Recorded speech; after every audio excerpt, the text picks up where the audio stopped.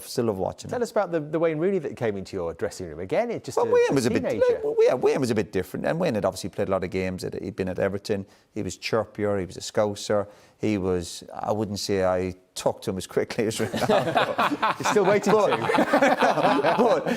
but you just knew he was going to be a brilliant player. He'd obviously put his marker down already, whereas Ronaldo came a bit unknown. But obviously Rooney had played in the Premier League, played at Everton. We'd seen him with England, and we thought, yeah, welcome to the party. I had one or two disagreements with him, but that's good. Yeah, is that over the remote? Yeah, he took the remote control. He wanted to watch the X Factor. What an idiot. X Factor. We'll get back to Roy in just a quick second, but remember, as always, if you like this video, please like, share and subscribe. And also don't forget to click the notification button so that you know when the next Big D video hits. And also, don't forget, thoughts in the comments. I read all of the comments. Now, here it is, part 3 of this little fun trilogy that I've been doing today to cheer myself up because of all the shenanigans that's going on with Manchester United in present day. And it's part 3 of Roy Keane's greatest Manchester United Premier League 11. And now it's the strikers. And he's got 2 roles to fill. Who do you think he's going to pick? I know who I would pick. I want to know who you're going to pick as well. So stick around for after the clip because I will be giving my thoughts on Roy's picks and I will be giving my picks too. Anyway, here's Roy. We built the back four. We built the midfield. We've got quality on the wings. We've got a bit of everything in the middle of the park, haven't we? So we just need someone to finish these chances off that this team is creating, or indeed be the focal point. Roy, that's up to you because you're not spoilt for choice here either.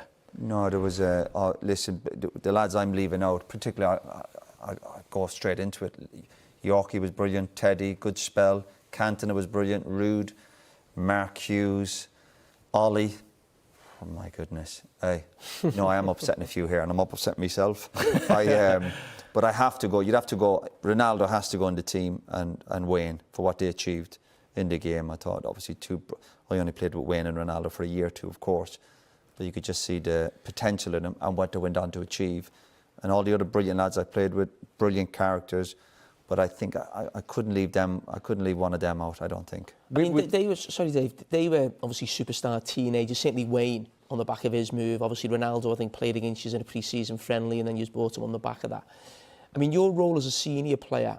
I mean, how tough did you have to be on them as young players, sort of in training, or was it always there? No, it was easy, honestly. And obviously there was a few other senior players, and what we'd have to try, as I said, you see these young lads coming through, and as long as they're giving it their all, it doesn't mean to say they can't make mistakes. You know, Wayne's made plenty of mistakes, but that's part of learning, that's part of growing up. I made loads of Forest, and I had people like Stuart Pearce trying to help me out when I went to Man United, and you learn about your lifestyle and what's good and what's bad. But these lads, again, I think their priority, I think Wayne and Ronaldo, going back to Bexley, I always felt their priority was football. Okay, you can have other interests and do whatever you want, of course, but I felt their priority at all times was their football at Man United. And that was it. And if they were making one or two mistakes, you try and help them. You wouldn't be lecturing them like you're their dad or something. You're there to help and say, listen, we've done that before, you got to learn from it. But sometimes players have to make their own mistakes. They're not going to learn from my mistakes. But Jim, it's just, we certainly wouldn't be coming down hard and saying, lads, you need to behave and, cop yourself on. Just focus on your football. I mean, what Ronaldo's become is obviously a phenomenon. Is that the right word? No. What is it? what is he? Phenomenal? He is phenomenal, yes. He's become one of the greatest players of all time. He up there with the name. So, I mean, the big surprise for me with Ronaldo was when he first came into United, it was sort of the step overs, doing great things down the wing. To become the goal scorer he's become, I find it sort of It's amazing, fascinating. Amazing. For his first 2 or 3 years at United, like any young player, I think he came to United at 17. Like 17, he's still a kid. But you could just see the potential in him, the work rate, the desire. Now, did we all think he'd go on and achieve what he did in terms of the goals, the assists? And that comes down to that end product that we see a lot of young players, you go, yeah, they've got something, but will they produce? Will they get to that end part where they can put the ball in the back of the net or get an assist or win the big trophies? And Ronaldo went on to do that and a lot more. Did we all say in the Man United dressing room at 17, that's where he was going to go? No. But did we all think he's got a chance of being one of the greatest players ever? We thought, yeah, but a lot can happen. Injuries and distractions. But once again, we looked at the Ronaldo. For all his off-the-field stuff, I don't think I ever felt at any stage at United was he getting distracted by all of that. But it's 20 years since you first saw him in the flesh. Do you remember it even now? Well, we played a pre-season game, yeah. Obviously, What was your impression? Well, I thought he was very lucky. He was up against John O'Shea. He made John O'Shea look very, very bad, let me tell you. But with Shea, to be fair, we were jet lagged. We just come back from America pre-season. But Ronaldo was excellent. And the message he sent, because the deal was done, but I think they gave him the option to stay on loan at Lisbon. And what I liked about him straight away, he said, no, I want to go to Man United straight away and have an impact. Of course, he had to learn, obviously, in terms of end product. And he was going down very, very easily, which he can still do, I suppose. That's just a trait. But he's not perfect. But no, and we all talked to him. You know, you're on about personalities coming into your dressing room. We all liked him. It does help if you come into a dressing room and he had that innocence. But we thought, this kid loves the game. He wants to get better. You're at the right club. We'll help you. But the bottom line is, it'll come down to yourself. And he's been amazing, and I still love watching him. Tell us about the Wayne Rooney that came into your dressing room. Again, it's just Wayne was teenager. Wayne was a bit different, and Wayne had obviously played a lot of games. He'd been at Everton. He was chirpier. He was a scouser. He was. I wouldn't say I talked to him as quickly as Ronaldo. You're still waiting to. But you just knew he was going to be a brilliant player. He'd obviously put his marker down already, whereas Ronaldo came a bit unknown. But obviously Rooney had played in the Premier League, played at Everton. Seen him with England, and we thought, yeah, welcome to the party. I had one or two disagreements with him, but that's good. Yeah, is that over the remote? Yeah, he took the remote control. He wanted to watch the X Factor. What an idiot, X Factor. And I was watching the rugby league, so it upset me. But I think you need that. I think that's good. I really think when you have teammates, I'm sitting there saying everyone's great, but there was disagreements, there was arguments. There was I mentioned Gary Pallister. I had a fight with Gary Pallister one night in Marbella somewhere, but it was 4 o'clock in the morning. It was no big deal. But it's good because it lets off a bit of steam. Jamie, when you're in a dressing room with full of lads, sometimes you need a bit of an argument. I felt certain that you would pick Ruud van Nistelrooy. Yeah, Ruud. You talk about him a lot, and I thought you might go for Cantona as well. Yeah, Cantona, brilliant lad. But I just thought what they went on to achieve, I think it'd be hard. But Eric, brilliant player for Man United. Again, I'm upset to leave Eric out. Again, a brilliant character. I keep coming back to the character. And Eric producing the big games. And Ruud is one of probably very few strikers I played with. I've said it before. When Ruud was true on goal, I would just goal. I wouldn't even, just knew it was a goal. I'd even turn around. Brilliant finisher. And was he unfortunate, Roy, that he was probably at United at a time? Maybe I think it was maybe Arsenal was sort of he didn't sort of win enough for how good he was, Ruud van Nistelrooy, in terms of the goals he got. Yeah, possibly so. Yeah, because I know I think Nev's been quite critical. Nev probably didn't rate him as highly as I did. But again, I go back to when you're playing with certain strikers, and I know you want to win trophies, but he was just brilliant at putting the ball in the back of the net. And sometimes when we didn't win stuff, that wasn't down to Ruud, that was down to the rest of us. I think if you're a striker and you're scoring 25, 30 goals, what more can you do? Okay, people might say he's hold up play or running the channels. But if you're working with a striker, I'd rather work with a striker who gets you 25 goals than a striker who's good at holding it up and gets you 5. You putting the ball in the back of the net, I've always said, is the hardest part of the game. And again, I got on really well. Ruud was a good character. But again, ended disappointment for Ruud at United. Let's have a look at the final team then, Roy, and see if you're happy with how it looks. Yeah, I'm okay with that. Win titles, that team? Yeah, no, I think, put it this way, you've got a chance, and that's all you want. You got players turning up, you've got goals in the team, you've got characters, you got a bit of height, physicality, pace. We'd obviously play with a high line. We play between the lines. Brilliant. All on paper, of course. Who'd be the manager? Big Ron Atkinson.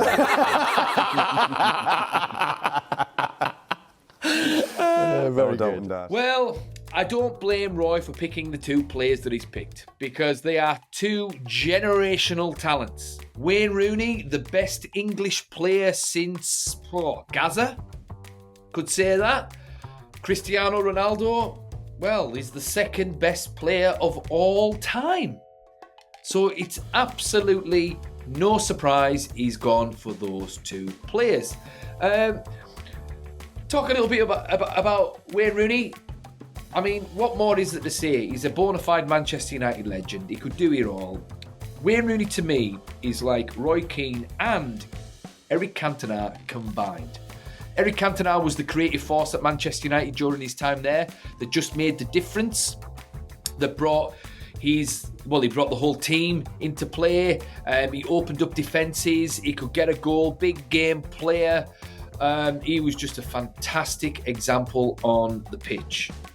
Roy Keane was the driving force for Manchester United during his time. He never gave up. He was a fighter. He was nasty. He got stuck in. Never said die. He was fantastic. And Wayne Rooney was the embodiment of those two players put together. Wayne Rooney was a driving force for the team when he was playing. He linked up well with his teammates. He was a creative force. He scored loads of goals. And big game player, Wazza. And I would say Wayne Rooney was very, very unlucky with injuries because he got niggling injuries at certain points in his career that were crucial to him, or shall I say, they hindered him from becoming the best player in the world. Because if you're going to be the best player in the world, you need to make an impact in the biggest games, in the biggest games that makes a difference between your team winning and losing. And I think he had 3 injuries that just took the edge off him enough so that he wasn't able to either play or give his best when it mattered the most. And it's not that he couldn't make a difference in the biggest games. He just got the injuries that just held him back. And when you think of other great players like Ronaldinho or Cristiano or Lionel Messi, they never really got massive injuries, so they were able to give their best in the biggest games. But Wayne Rooney, the first time, he broke his metatarsal when he was playing for England in Euro 2004, and he, at the very least, he'd have took England to the Euros final, because we would have beaten Portugal that day if he'd have played. But he was our best player, and he got injured. He had to get taken off. We just weren't the same team. We just didn't have the same dynamism when he wasn't in the team. And then the next one was in 2006. It was a similar situation. He did his metatarsal again, playing for Man United this time, and so he was out for the rest of the season. And by the time the World Cup came, he just wasn't quite sharp enough to make an impact for England in the 2006 World Cup, and ultimately that team also didn't have the same dynamism that it could have done with a fit, sharp Wayne Rooney up front for England. And then there was 2010 when he took over Cristiano Ronaldo's mantle as the talisman of the team, and he played up front as a number 9. And he almost played as a false 9 as well at times, because he used to drop back and play other players in. And he was an absolute world beater in that 2009-2010 team. He'd scored about 35 goals by February or something like that. He was banging in hat-tricks and 4 goals in a game. He was absolutely superb. And I remember when he destroyed AC Milan in the San Siro as well. But then, in the quarter-final of the Champions League, he rolled over on his ankle against Bayern Munich, and he just never really recovered after that. And he played in the second leg, and he made a difference, even though he was hobbling about on one leg. But then they took him off at half-time, and then the team, again, didn't have the same dynamism when he wasn't in the team. So they didn't quite kick on that season, unfortunately, because if he'd stayed fit, then there's a fair chance, I think Manchester United would have won the league at least, and I think there's a fair chance we'd have got to the Champions League final, because we'd have played Bordeaux in the semis, we'd have beaten them, and who knows what would have happened against Inter Milan, who eventually won it. And credit to Jose Mourinho's Inter Milan that year. And then it was a World Cup year as well, so a fit Wayne Rooney, he's always a danger, and he always improves the team.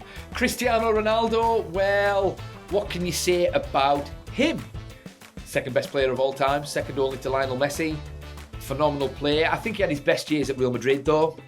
So, but still, he won the Ballon d'Or at Man United, and he was a fantastic player. But I wouldn't have picked him up front. As I said in part 2, I would have put him on the wing. I would have sacrificed Ryan Giggs and put Cristiano Ronaldo on the left wing. And that could quite easily have morphed into a 4-3-3, no problem. He could have gotten forward, scored goals from midfield, no problem. But up front, with Wayne Rooney, I would have picked Ruud van Nistelrooy. because there wasn't a better finisher in Manchester United in Premier League era than Ruud van Nistelrooy. And Roy Keane quite rightly says there that when Ruud van Nistelrooy was through on goal, he used to just turn round and go back to the centre circle because, go back to his own half to kick off again, because he was absolutely lethal. There was 2 seasons there for Manchester United where, he was scoring like 40 goals a season. He was doing what Cristiano Ronaldo was doing later on before him. And it's no surprise when you've got players like David Beckham and Paul Scholes and Ryan Giggs feeding you. So, yeah, Ruud van Nistelrooy all the way. And I think Ruud van Nistelrooy is probably my favourite Man United player of all time. I had a good think about that lately, and I just remember when he first signed, he just didn't stop scoring. It was like, that was our little Galactico era, because we signed, in the space of about 3 years, we signed Juan Sebastian Veron for 30-odd million, who was a Galactico signing at the time. We signed Ruud van Nistelrooy, who was the hottest striker in the world at the time, or hot prospect striker in the world at the time, and he made his name at United. And it's no surprise that he went to Real Madrid and became top scorer and won the league there as well. And we signed Rio Ferdinand as well, who, for a world record fee, who will go on to be one of the best defenders of his generation, if not the best. So, for me, I agree wholeheartedly. You cannot not have Wayne Rooney up front in an all-time Premier League Manchester United 11. You just can't. You don't get any better than Wayne Rooney. You can keep your Bergkamps, you can keep your Thierry Henrys, you can... Well, Alan Shearer would be a good shout, but no, I would keep Wayne Rooney over Alan Shearer as well in an all-time Premier League 11. But in terms of Manchester United best 11, Wayne Rooney is a shoo-in. You pick where he is one of the first names on that team sheet, along with Peter Schmeichel, along with Rio Ferdinand, along with Roy Keane, and there you are, Wayne Rooney. Absolute immense spine of that team right there. But yeah, alongside him's got to be Ruud van Nistelrooy, because Ruud van Nistelrooy. He was lethal. But anyway, what do you guys think? Do you agree with me? Do you disagree with me? Do you agree with Roy? What do you think? Maybe you like Andy Cole. Maybe you like Ole Gunnar Solskjaer. Because, I mean, yeah, oh God, yeah. I mean, I've forgotten about some of the other players as well. I mean, there was Eric Cantona. There was Dwight York. And Dwight York had a Ballon d'Or level season in 1999. Won the treble, United top scorer in Europe as well. Jointly with Andrei Shevchenko, but he doesn't seem to get the credit. But he didn't necessarily have the consistency over a long period of time for Manchester United anyway. But he was still a fantastic player, and maybe you like him. Andy Cole, what is he, the third, fourth all-time top scorer in the Premier League? So, I mean, I suppose he's in with the shout. I still don't think he quite had what Ruud van Nistelrooy had, but I could be wrong. Some people might disagree. Who else? Solskjaer was more of a super sub, so we can't really have him as a starter.